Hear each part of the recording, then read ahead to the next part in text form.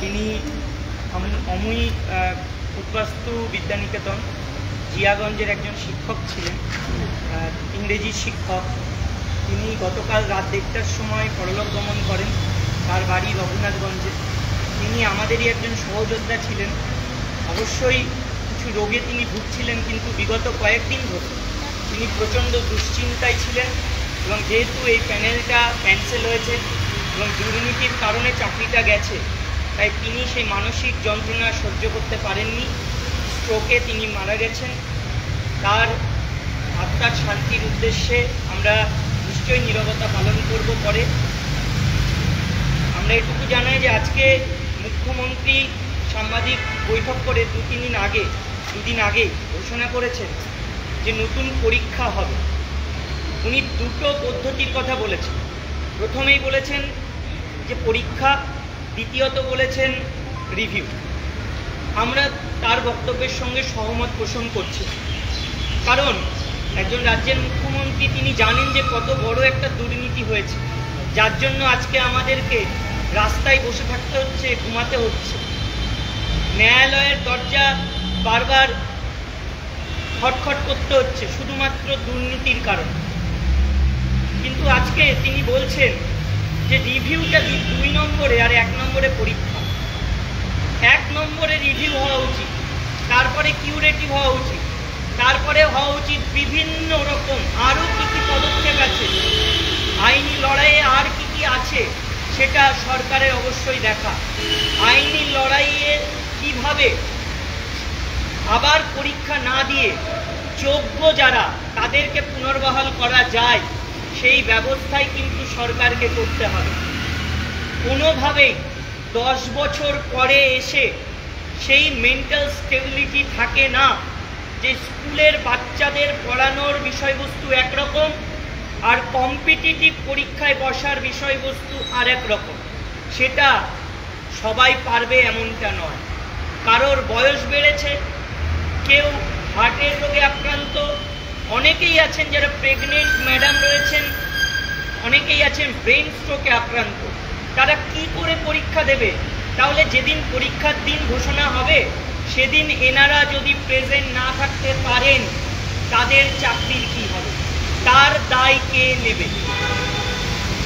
আমরা দেখতে পাচ্ছি মুখ্যমন্ত্রী বলছেন যে যারা চাকরির পরীক্ষায় বসতে পারবে না, যাদের টাকা ফেরত দেওয়ার কথা বলা হয়েছে, তাদেরকে নাকি অন্য ডিপার্টমেন্টে চাকরি দেওয়া হবে। মানে ভাবুন তো, যারা দুর্নীতির সাথে জড়িত তাদের একটা নিশ্চয়তা এলো, আর আমরা যারা যোগ্য আমরা সেই অনিশ্চয়তার অন্ধকারেই থাকলাম যে পরীক্ষা দেব, কার হবে কার হবে না এটার কোনো ঠিক নেই। এমন এক রাজ্যে বাস করছি যেখানে টাকা দিয়ে চাকরি পাওয়াদের ক্ষেত্রে একটু বেশি সহৃদয় হয়ে যাচ্ছেন, আর যারা যোগ্য মাত্র 240 টাকা দিয়ে ফর্ম ফিল আপ করেছিলাম বলে আজকে তাদেরকে রাস্তাতেই রেখে দেওয়া হচ্ছে, অনিশ্চয়তার অন্ধকারেই রেখে দেওয়া হচ্ছে। আমরা এর বিরুদ্ধে আগামীকাল 30শে মে শুক্রবার শিয়ালদা থেকে একটা মহা মিছিল করব। আমাদের দাবি থাকবে নবান্নে মুখ্যমন্ত্রীর সঙ্গে সাক্ষাৎ এবং পরীক্ষায় বসা নয়, পরীক্ষা ছাড়া কিভাবে যোগ্য যারা দুর্নীতির সঙ্গে যারা আপোষ করেনি তাদের চাকরিতে পুনর্বহাল করা যায়, তার জন্য কি কি পদক্ষেপ মাননীয় মুখ্যমন্ত্রী নিচ্ছেন, কমিশন নেবে বা রাজ্য সরকার নেবে। আমরা কালকে যে মিছিল করব সেই মিছিল হবে অর্ধনগ্ন মিছিল। শিক্ষক শিক্ষিকা শিক্ষাকর্মীরা তারা অর্ধনগ্ন অবস্থায় মিছিল করবেন। তার একটাই কারণ যে আজকে সরকারি দুর্নীতি, কমিশন পর্ষদের দুর্নীতি, তারা এই শিক্ষা ব্যবস্থাকে এবং আমাদের যোগ্য চাকরিহারাদেরকে আজকে নগ্ন করে ছেড়ে দিয়েছে। এবং এই বিচার ব্যবস্থা যেখানে আমরা বিচার পাওয়ার জন্য যাই সেই ন্যায্য বিচার আমরা পাইনি, তাই তারাও আমাদেরকে সেই নগ্ন হওয়ার পথেই এগিয়ে দিয়েছেন। তাই জন্য আমরা অর্ধনগ্ন মিছিল করব। পরিস্থিতি যদি শোচনীয় হয়, ভবিষ্যতে যদি দেখি যে যোগ্য ও মেধার ভিত্তিতে চাকরি পাওয়া একজনও যদি বঞ্চিত হয় বা তারা যদি তাদের চাকরিতে সসম্মানে ফিরে যেতে না পারে, তাহলে আরও কঠোর পদক্ষেপ আমরা নিতে বাধ্য হব। শিয়ালদা থেকে কোথায় যাবে আপনাদের এবং সময়? আমরা কাল সকাল 11টার সময় শিয়ালদা স্টেশন থেকে মিছিল শুরু করব এবং সেটা নবান্ন অভিমুখেই হবে। নবান্নে মুখ্যমন্ত্রীর সঙ্গে আমরা সাক্ষাৎ করব। সহকর্মী আপনাদের মারা গেছে, তিনি কোন প্রবীণ কর্মকার, যিনি পরলোক গমন করেছেন গতকাল, তিনি নবম দশমের ইংরেজি শিক্ষক ছিলেন।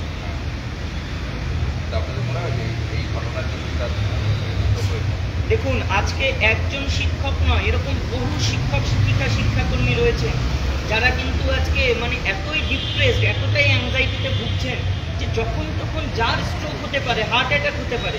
কারণ আমি তো জানি, আমরা জানি দুর্নীতি করিনি, দুর্নীতি করলো একটা প্রতিষ্ঠান, পুরো প্রতিষ্ঠান, সেগুলো অনেকেই আছে তার মধ্যে জড়িত।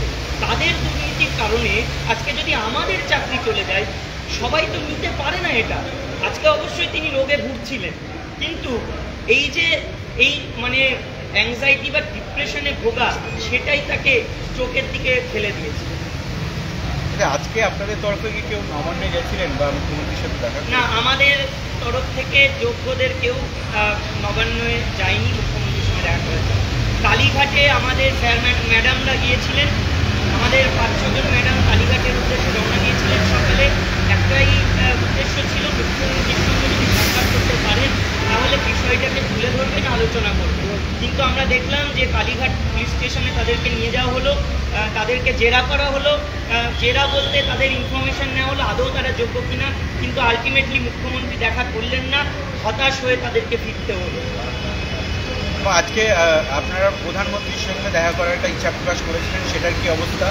এবং আমরা দেখলাম যে প্রধানমন্ত্রী অনেকগুলো বিষয় নিয়ে, বিশেষত আপনাদেরও অনেকগুলো বিষয় নিয়ে তিনি সরব হয়েছেন, তার বক্তব্যে শোনা গেছে, তার প্রতিক্রিয়া। দেখুন, প্রধানমন্ত্রীর বক্তব্য আমরাও শুনেছি। মাননীয় প্রধানমন্ত্রী বলেছেন যে হাজার হাজার শিক্ষক শিক্ষিকা শিক্ষাকর্মীরা আজকে ভবিষ্যতে অন্ধকার দেখছেন এবং ছাত্রছাত্রীদের ভবিষ্যতে অন্ধকারে। এমনকি এটাও দেখেছি যে যারা দুর্নীতি করেছে তারা দুর্নীতির দায় নিতে চাইছে না। আলটিমেটলি তিনি আমাদের কথা বলেছেন, এটা আমরা দেখেছি।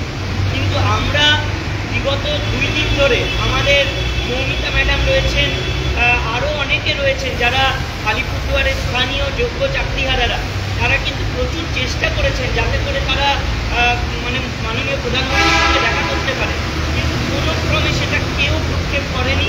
এমনকি আজকে তাদের জানানো হয়েছে যে বাড়ি থেকে বাইরে বেরিয়ে যদি কোথাও একত্রিত হয় তাহলে তাদের অ্যারেস্ট করা হবে।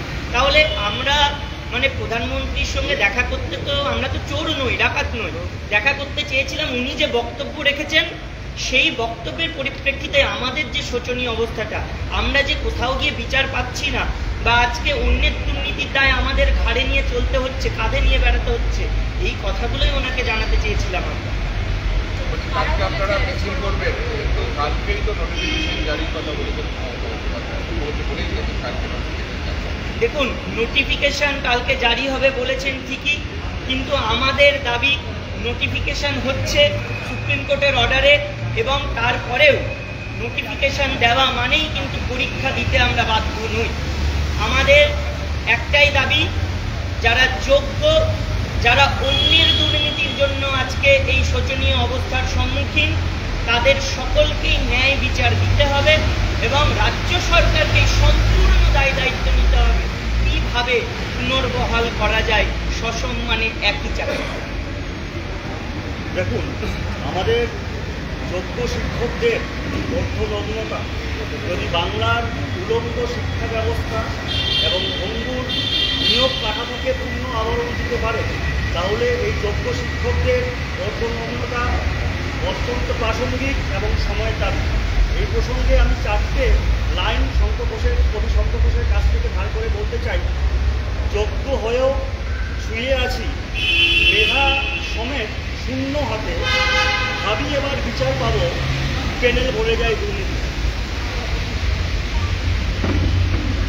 আচ্ছা, আরেকটা বিষয় আপনাদের বলি, সেটা হচ্ছে যে আজকে আমরা দেখতে পাচ্ছি যে এই যে সমাজ ব্যবস্থা, এই যে শিক্ষা ব্যবস্থা, এখানে অনেকে প্রশ্ন তুলছে। অনেকেই আছে যারা আজকে কিন্তু বঞ্চিত, ওয়েটিং, আজকে এই যে যারা টেন্টেড, যারা তথাকথিত অযোগ্য, অবৈধ, তাদের জন্য কিন্তু সমস্ত গণ্ডগোলটা।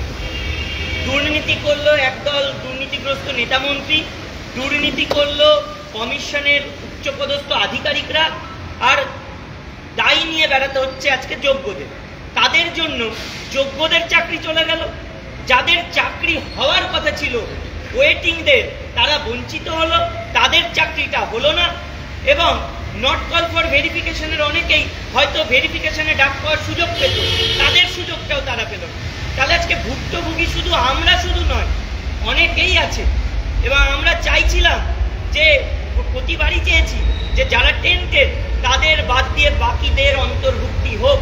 আমরা এখনো চাই যে টেন্টেডদের যে সংখ্যাটা তাদের বাদ দিয়ে যোগ্যরা তো থাকুক, আর তাদের জায়গায় যারা আজকে বঞ্চিত তাদের যেন ওই প্যানেলে অন্তর্ভুক্তি করা হয়।